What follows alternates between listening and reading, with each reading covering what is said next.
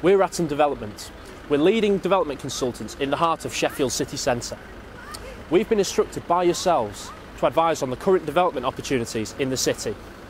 This presentation will cover the Sheffield market, our proposed site, the current development and planning policies, and the financial viability of the scheme. We'll now take a look at the current Sheffield economy and development market. According to Knight Frank's Market Activity Report conducted in 2011, office market activity in Sheffield city centre has rebounded, with a high frequency of small to medium-sized deals taking place and further improvement anticipated in 2011 and 2012. A headline rent of £20 per square foot was achieved in 2010, a new record high for the city. During the last decade, Sheffield has benefited from concerted regeneration and development, transforming both the public realm and the quality of offer in and around the city centre. A yield of 7.25% was typical before the recession hit, however this has dipped to 6.25% in 2009 and 2010. Record office rents were recorded in Sheffield city centre during 2010, positioning it as one of only 3 regional city markets to show an overall increase in headline office rents during 2010. 2010 witnessed a notable improvement in South Yorkshire investment activity, with the number of recorded transactions increasing by 45% on 2009. Behind me is Sheaf Square, a large development site comprising of 0.61 hectares to the east of the city centre. It is a highly prominent site on a key entry point to the city, directly adjacent to Sheffield train station. It's within a 5-minute walk of the city centre and has a significant pedestrian flow around the site. In terms of transport, the development is supported in immediate proximity by Sheffield railway station, the bus interchange, the super tram service and the A61 ring road. The site previously was home to Sheaf House, a 9-storey office block for British Rail, and was demolished in late 2005 to make way for the redevelopment of Sheaf Square. This development scheme did not progress due to the recession and a conflict of design ideas. The site is currently vacant and cleared ready for development. It is owned by the regional development agency Yorkshire Forward. Sufficient infrastructure is in place with all the mains utilities present due to the site's previous office use. The Porter Brook runs parallel to the site and the risk of flooding must be mitigated. Flood defences are in place, but a flood risk assessment may be needed to examine any future flooding issues that could arise. We met with Sheffield City Council Planning Officer Trevor Green to discuss local planning policy. What do the current policies allow us to build on the site? Well, the Sheaf Square site is currently allocated for priority office use, with a minimum required floor area of 70% B1A.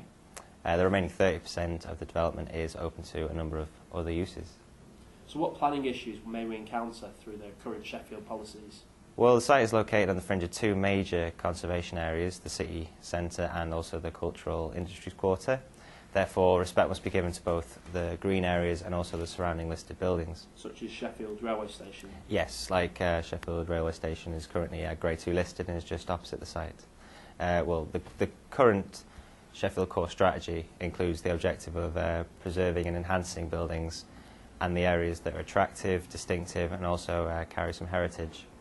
I believe that this completely relates to the site in question, with the heritage of the railway station and also the attractiveness of the surrounding fountains and the fact it's a major gateway to the city centre. I think this building should be iconic to keep with the ethos of the current area. So what design specifications would a proposal on this site require? Well, firstly, a development would require the highest quality design due to its prominent location. Policy G10 of the current Sheffield core strategy relates to the design quality and provides that the development must create a safe and secure environment and display architectural quality through its scale and form, particularly at ground level. So is it imperative to create a high-quality public space and create a communal link with the station and the fountains? Yes, this is an essential part of the development of this site. There must be clear distinctions between the public and the private space. The development needs to allow for sufficient daylight for all the users and all the uses of the site, and there has to be a comprehensive and high-quality scheme in place for hard and soft landscaping. For a city centre site, the high-quality materials and design are expected, but for a key gateway location like Sheaf Square, this is paramount and the standard needs to be exceptional. For example, the recent digital campus, which is just over the other side of the train station. The site comprises of approximately 30,000 square foot of office space over 3 floors, with the ground floor allocated for retail space consisting of 3 units. 2 of the units have been pre-let to Subway and Starbucks, as passing trade is fundamental due to the site's close proximity to the train station and Sheffield Hallam University. 2 of the 3 stories have been pre-let to BT, as their current Sheffield location is due to be demolished in the foreseeable future. The design of the scheme will be of the highest architectural quality and will be in keeping with the aesthetics of the surrounding buildings in terms of materials, whilst protecting a safe and secure environment. Landscaping of the external area is of similar key importance, as there will be outside seating for customers. The design will comprise water features and innovative modern street furniture. This will be in keeping with the ethos of Sheffield City Centre's award-winning existing outdoor space. We then met with local financial expert Penny Wise. What options are there for sources of finance? There are several sources of finance available to an investor. The most likely and the largest proportion of this will come from banks or building societies or other large financial institutions. However, in the current economic climate, banks are unwilling to lend as much as they previously would have. We're looking for around 60% from a source like this, usually, as the bank would only be willing to lend a maximum of about 65%. As the catalyst for this project, you should be looking to invest an initial capital outlay of around 20%. The remaining 20% could come from mezzanine financing, which is short-term financing over a high interest rate. It's commonly used in construction projects whereby the company will use their stock as collateral, but I recommend, if it's possible, to stay away from that sort of financing and put more equity into the project initially. Is there any financial research to say this type of scheme will work? Yes, there was a report in 2009 by Cushman & Wakefield that stated that Sheffield was the second best city in the UK for availability of financial incentives. There's also the Yorkshire and Humber European Regional Development Fund Programme of 2007 to 2013 that outlaid about €583 million to Yorkshire Forward. However, due to, again, the current economic climate and the change of government, the availability of this funding might not be possible. Having studied the financial viability of the project, we know that the office space is in a prime location. It's in the Cultural Industries Quarter in Sheffield, and we can expect office rates per metre squared from about £165 to about £200 per metre squared. The typical yield would be around 6.5%. Okay. So what land values can we expect to pay for this site, and are there any comparative values?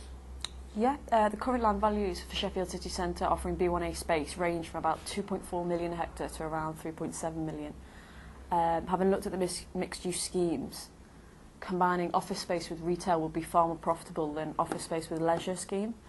A comparable for this valuation is around 1.5 million. This has been generated using the recent sale of the Moor in Sheffield, which was a mixed-use scheme, which generated around 2.6 million a hectare. So if we work it out for a site this size, which is around 6,000 square metres, it gives us a land figure of around 1.8 million, with a residual valuation, that is, and gives us an overall profit of about £3 million. And now we move on to SWOT analysis of Sheaf Square.